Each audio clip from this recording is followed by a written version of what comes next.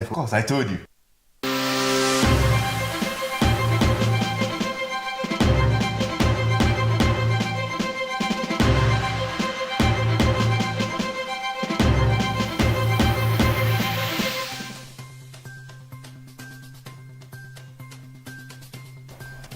Welcome to the newsroom. These are the latest updates at this time.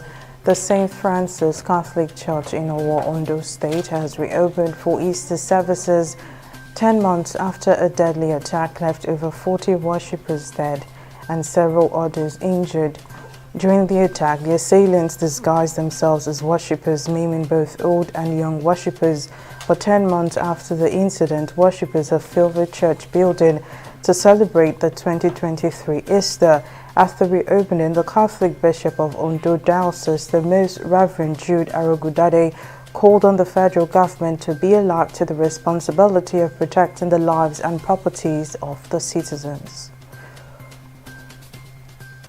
Authorities of the Economic and Financial Crimes Commission, EFCC, have said that the agency is not recruiting at the moment, and as such, Nigerians must be aware of scammers trying to fool unsuspecting citizens.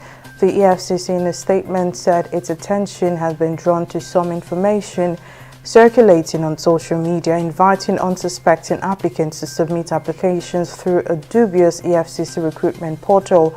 The Commission notified the public that it is currently not recruiting, adding that any information to the contrary circulating in the social media space is false and the handiwork of mischief makers aimed at defrauding hapless job seekers. And the dust raised by the outcome of the March 18th elections in Ogun State has yet to settle, as 16 state legislative candidates of the People's Democratic Party have filed their petitions at the Elections Petition Tribunal in Abeokuta, the state capital. The candidates who lost their respective elections to the All Progressives Congress filed their respective petitions through their councils represented by Hassan Balogo on various grounds of infractions against the Independent National Electoral Commission (INEC), the All Progressives Congress, and the respective elected APC candidates. The voluminous petitions, backed with the citing of several infractions, which include disruption of polling units, violence, snatching of ballot boxes, and others, pleaded the tribunal to order the return of the PDP candidates who believed they polled more votes. And India's health ministry is conducting mock drills to check preparedness of hospitals to deal with rising COVID-19 cases. The drills are being held on Monday and Tuesday across the country. The country saw a deadly second wave in 2021, and the government came under criticism as many hospitals ran out of oxygen and critical care beds. India recorded close to 6,000 new cases on Sunday. Government data has shown while the active case count was 35,000. In business, Nigeria's debt servicing bill went up by 14.68% to 3.36 trillion naira in 2022. Data from the Debt Management Office has shown.